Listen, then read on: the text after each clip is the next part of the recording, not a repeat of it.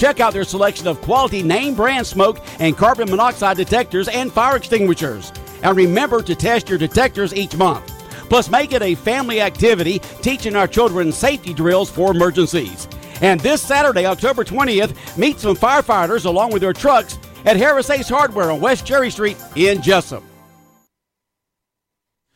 It's time now for a look at the latest in local sports. In sports last night, the Recreation Championship games played last night at JC Stadium. In the Fleet Division, the Eagles defeat the Dolphins 26-21 in the championship game. The Eagles are the champions, Dolphins runner-ups.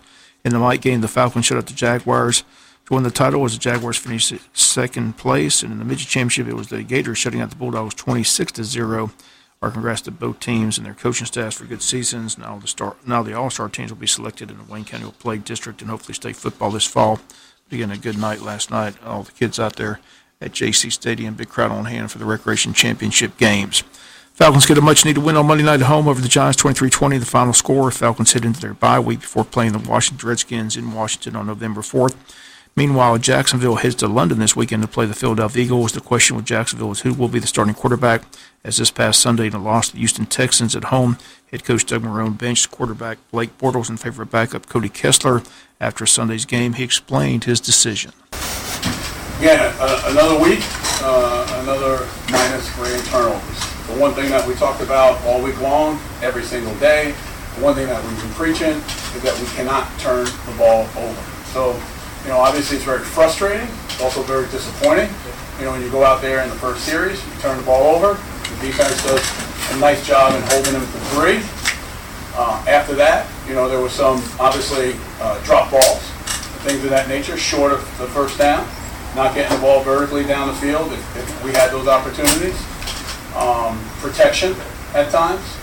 And then, when we got to the second half, and it was still 13-0, and we weren't playing very well, and defensively, we needed to stop the run better. They ran the ball well in the first half.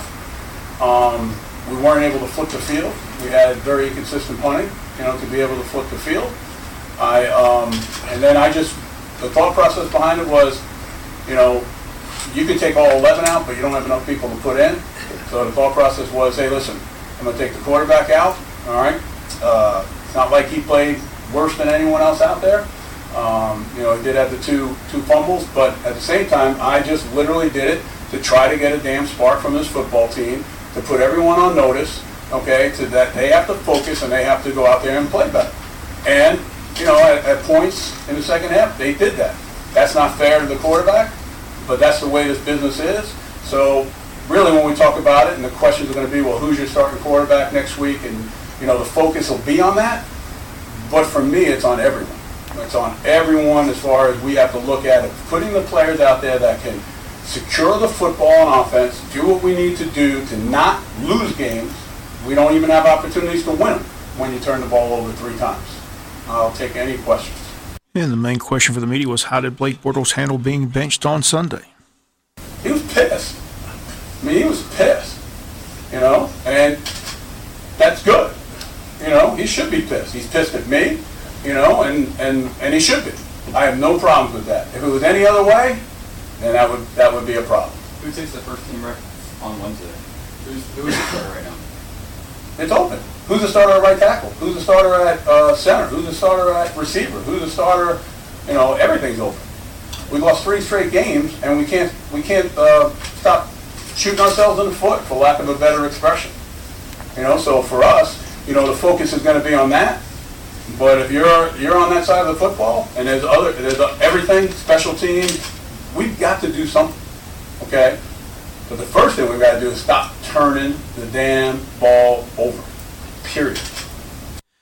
That was on Sunday. Coach Doug Marrone on Monday says Jaguars will start Blake Bortles, but if he doesn't play well, Kessler will come into the game. Marrone very upset with the turnovers from his quarterback. 8 turnovers in the last 3 games for Blake Bortles, 3 interceptions, 5 fumbles. He was to the point on Sunday. Turnovers lose ball games, and his benching of Bortles has caused a firestorm in the locker room.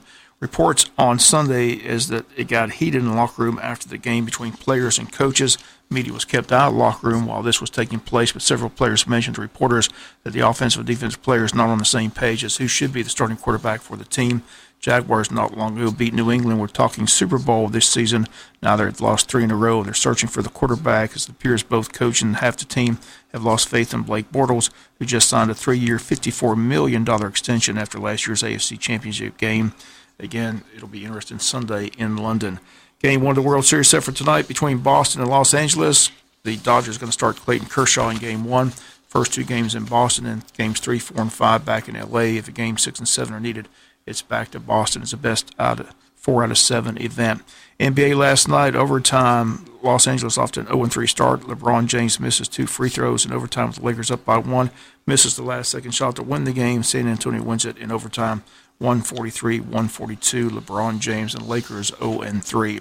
We've got college football this Thursday night, both on AM and FM. Georgia Southern Eagles at 6-1 host Appalachian State in Statesboro at 7:30. Appalachian State just came into the top 25, ranked 25 in the top 25 poll. They sit at 5-1.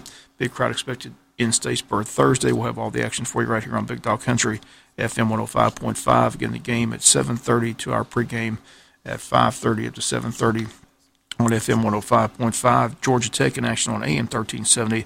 They got an ACC clash with Virginia Tech. We'll have that game for you on AM 1370. Traffic beginning to move through Jesup on their way to the island, eventually to Jacksonville for this Saturday showdown between Georgia and Florida. Both at 6-1, both on top in the SEC East. This game will go a long way to determine the winner of the East, although Kentucky also with just 1 loss in the East. Kickoff Saturday, 3:30. It's the SEC game of the week on CBS TV. College Game Day is going to be in Jacksonville. SEC Nation in Jacksonville will get a huge showdown Saturday. The Dogs and the Gators, 3:30 kickoff this Saturday in Jacksonville.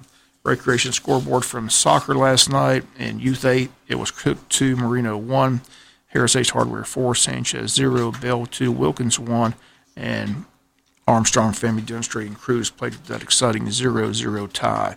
In U10, it was Joey Smiles Photography losing to Griffin Sheffield's 5-2. It was Armstrong Family Dentistry 10, Papa John 0.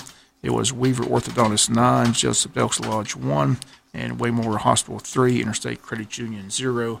In Youth 18, it was Vanderveen 2, Mitchell 1. Time to sign up now for the 5th Annual Southeast Georgia Turkey Trot, 10K, 5K, 1 mile fun run at JC Stadium.